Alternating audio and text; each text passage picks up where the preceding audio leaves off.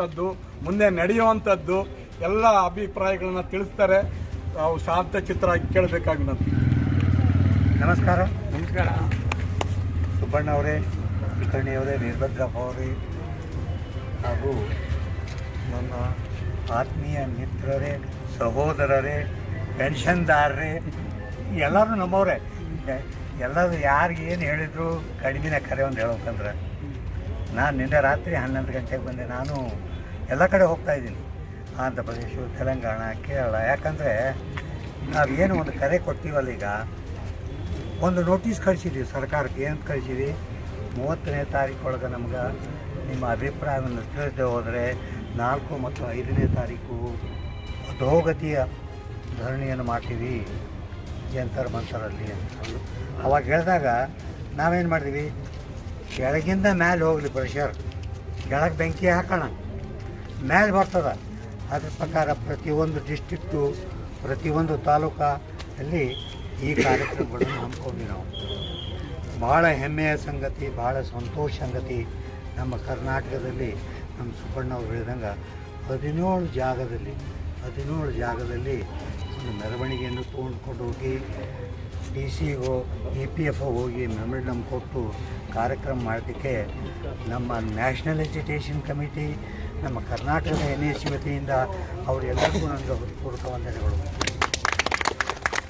ಹೌದು ಸರ್, ಎಲ್ರಿಗೂ ವಯಸ್ಸಾಗ್ಯದ, ಕಾರ್ಯಕ್ರಮ ಮಾಡೋದು ಈಸಿ ಆಗೋದಿಲ್ಲ. ನನಗೂ ನಿಂತ್ಕೊಳ್ಳಿಕ್ಕೆ ಬರೋಲ್ತು, ನಿಜವಾಗ್ಲೂ ಹೇಳ್ತೀನಿ ನಾನು. ಈಗ ನೋಡಿ, ಭದ್ರಾವತಿ ಸ್ಟೀಲ್ನವ್ರು 75 ವರ್ಷ ಬಂದರು. ಈ ನಮ್ಮ ಸಣ್ಣಪ್ಪವ್ರು ನಿಂತಾರೆ ನೋಡ್ರಿ, ನಮಗೆಲ್ಲರೂ ವಯಸ್ಸು ಇಷ್ಟೇ ಅದ ಅಲ್ಲ. ಸಾಹೇಬ್ರು ವೀರಭದ್ರಪ್ಪ ಅವ್ರ ಲೀಡರು ಕಂಟಿನ್ಯೂಸ್ ರಾಯಚೂರಾಗಿ ಇರೋಂಥ ಸ್ಟ್ರಾಂಗ್ ಲೀಡರ್ ಯಾರೂ ಸಿಗಲ್ಲ ನಮ್ಗೆ. ಆದರೂ ನಮಗೆ ನಮ್ಮ ಬುದ್ಧಿಗೆ ವಯಸ್ಸಾಗಿಲ್ಲ, ನಮ್ಮ ದೇಹಕ್ಕೆ ವಯಸ್ಸಾಗಿರ್ಬೋದು, ನಮ್ಮ ವಿಚಾರಗಳಿಗೆ ವಯಸ್ಸಾಗಿಲ್ಲ. ನಮ್ಮ ಜೀವನದ ಉದ್ದೇಶ ಇಷ್ಟೇ, ನಾವು ಎಷ್ಟು ಜಲ್ದಿ ಎಲ್ಲರಿಗೂ ನಾವು ಪೆನ್ಷನ್ ಕೊಡಿಸ್ಬೇಕು ಅಷ್ಟೇ, ಬೇರೆ ಏನಿಲ್ಲ. ಒಂದು ವಯಸ್ಸಾದಮೇಲೆ ಜನರಿಗೆ 2 ಬೇಕು, ಒಂದು ಆರೋಗ್ಯ, ಇನ್ನೊಂದು ಪೆನ್ಷನ್. ಬೇರೆ ಏನು ಬೇಕು ಸರ್? ಒಂದು ಆರೋಗ್ಯ, ಪೆನ್ಷನ್ 2 ಆಗಿಬಿಟ್ರೆ ನಮ್ಗೆ ಸಾಕು, ಟಾಟಾ ಬಾಯ್ ಬಾಯ್ ಹೇಳಕ್ಕೆ ತಯಾರು ನಾವು. ಅದಕ್ಕೆ ನಾವು 2ರ ಬಗ್ಗೆ ನಾವು ಸಾಕಷ್ಟು ಕಾರ್ಯಕ್ರಮಗಳು ಹಮ್ಮಿಕೊಂಡು ಸರ್ಕಾರದ ಮೇಲೆ ನಾವು ಒತ್ತಡವನ್ನು ತರ್ತಾ ಇದ್ದೀವಿ. ಇಂಪ್ರೂವ್ಮೆಂಟ್ ಏನಾಗ್ತಾಯಿದೆ ಅದು ಹೇಳ್ತಾ ಇದ್ದೀನಿ. ಸುಬ್ಬಣ್ಣವರೆಲ್ಲ ಹೇಳಿದ್ದಾರೆ, ಒಂದು ಮಿನಿಮಮ್ ಪೆನ್ಷನ್ನು, ಒಂದು ಹೈಯರ್ ಪೆನ್ಷನ್, 2 ಇದರ ಮೇಲೆ ನಾವು ಹೋರಾಟ ಮಾಡ್ತಿರೋದು. ಇನ್ನು ಹೋದ ಸರಿ ಕೂಡ ಬಂದಾಗ ನಾನು ಹೇಳಿದೆ, ಸರ್ಕಾರ ಒಂದು ಪತ್ರವನ್ನು ಕೊಟ್ಟಿದೆ, ಆ ಪತ್ರದ ಮೂಲಕ ಎಷ್ಟೋ ಧೈರ್ಯ ಬಂತು ನಮ್ಗೆ, ಇವ್ರು ಮಾಡ್ತೀನಿ ಅಂತ ಹೇಳಿದ್ದಾರೆ. ಆದರೂ ಮಾಡ್ತಾ ಇಲ್ಲ. ಕಾರಣ ಏನು? ಹೌದ್ರಿ, ನೀವು ಮಾಡ್ತೀವಿ ಅಂತ ಹೇಳಿ ಕೂತ್ಕೊಂಡ್ರೆ ನಮ್ದೇನು ಗತಿ? ಯಾವಾಗ ಮಾಡ್ತೀರಾ? ಆವಾಗ ನಾವು ಇದನ್ನು 3-4ರ ಬಗ್ಗೆ ನಾವು ನೋಟಿಸ್ ಕೊಟ್ಟು ಸರ್ಕಾರಕ್ಕೆ ನಾವು ಕಳಿಸಿದ್ದೀವಿ. ಇದಾದಮೇಲೆ ಏನು ಇಂಪ್ರೂವ್ಮೆಂಟ್ ಆಗಿಲ್ಲ, ಮುಖ್ಯವಾದ ಇಂಪ್ರೂವ್ಮೆಂಟ್ ಆಗಿದೆ. ನಿಮ್ಮ ಮುಂದೆ ಹೇಳಬೇಕು, ಭಾಳ ಸಂತೋಷ ಪಡ್ತದೆ. ಸರ್ಕಾರದ ಫ್ಲೋಟೆಡ್ ಯೂನಿಯನ್ ಯಾರಿಗಾರು ಗೊತ್ತದನ? BJP ಯೂನಿಯನ್ ಯಾವುದು? ಭಾರತೀಯ ಮಜ್ದೂರ್ ಸಂಘ.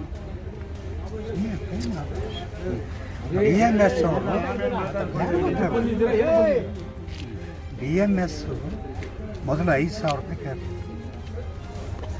ನಮ್ಮ ಶಕ್ತಿ ಪ್ರದರ್ಶನ, ನಮ್ಮ ಕಾರ್ಯಕ್ರಮ, ನಮ್ಮ 27 ಸ್ಟೇಟ್ಗಳಲ್ಲಿ ನಾವೇನು NAC ಹಮ್ಮಿಕೊಂಡು ಕಾರ್ಯಕ್ರಮ ಮಾಡ್ತಿದ್ದೀವಲ್ಲ, ಅದು ನೋಡಿ ಸರ್ಕಾರೇ ಬೆಚ್ಚಿಬಿಡೋದು. ಎಲ್ಲೇ MP, ಎಲ್ಲೇ ಮಿನಿಸ್ಟ್ರು ಹೋದ್ರು ಮೆಮೊರಂಡಮ್, ಎಲ್ಲೇ ಹೋದರೂ ಅವ್ರಿಗೆ ಹೋಗಿ ಭೇಟಿ ಆಗೋದು, ಆ T-ಶರ್ಟ್ ಹಾಕ್ಕೊಂಡು ಹೋಗೋದು. ಸರ್ಕಾರಕ್ಕೂ ಗೊತ್ತಾಗ್ಯದ ಈ ಸಂಘಟನೆ ಭಾಳ ಸ್ಟ್ರಾಂಗ್ ಅದ. ಆಮೇಲೆ ನಾವು ಕೂಡ ನಿಮ್ಮೆಲ್ಲರ ವತಿಯಿಂದ ಒಂದು ಇಂಟೆಲೆಕ್ಚುವಲ್ ಗ್ರೂಪ್ ಇದ್ದೀವಿ ನಾವು, ಹೈಲಿ ಎಜುಕೇಟೆಡ್.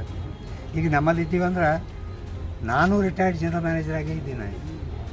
ಈ ಶಂಕರ್ ಕುಲಕರ್ಣಿ ಅವರು ಸಾಫ್ಟ್ವೇರ್ ಕಂಪ್ನಿ ಕೆಲಸ ಮಾಡಿದವರು, ಸುಬ್ಬಣ್ಣವರು ಅಕೌಂಟ್ನಲ್ಲಿ ಕೆಲಸ ಮಾಡಿದವರು, ಸೋಮಶೇಖರ್ ಅವರು. ನಮಗೆ highly educated and experienced people. ಈಗ ಎಷ್ಟೋ ಜನ ನೀವು ಇದ್ದೀರಿ, ಅದು ಮಾತಾಡ್ಲಿಕ್ಕೆ ಬರಲ್ಲ. ನಾವಲ್ಲೇ ನೀವಲ್ಲೇ ಅಂತೀರಿ. ನಿಮಗಂತೂ ಪ್ರೆಸೆಂಟ್ ಮಾಡಿ ಮಾತಾಡೋಕೆ ಒಬ್ಬರು ಬೇಕಾ, ಕೆಲಸ ಮಾಡಲಿಕ್ಕೆ ಒಬ್ಬರು ಬೇಕಾ? ನಿಮ್ಮ ವತಿಯಿಂದ ಕೆಲಸ ಮಾಡಲಿಕ್ಕೆ ಇಂಥವರೇ ನಮಗೆ ನ್ಯಾಷನಲ್ ಲೆವೆಲಲ್ಲೂ ಸಿಕ್ಕಲ್ಲ. ಈಗ ನಾನು ಪಾರ್ಲಿಮೆಂಟ್ನಾಗ ಹೋಗಿ ನಾನು ಇಂಗ್ಲೀಷ್ನಾಗ ಮಾತಾಡ್ಲಿಕ್ಕೆ ಬರೋ ಲೀಡರು ಗತಿ. ಈಗ ಪಾರ್ಲಿಮೆಂಟ್ನಾಗ ಮಾತಾಡೋಕ್ಕಾಗ್ತದೆ, ಯಾಕಂದ್ರೆ ಅವ ಚೀಫ್ ಆಫೀಸರ್ ಇರ್ತಾನೆ, ಲೇಬರ್ ಮಿನಿಸ್ಟರ್ ಇರ್ತಾನೆ.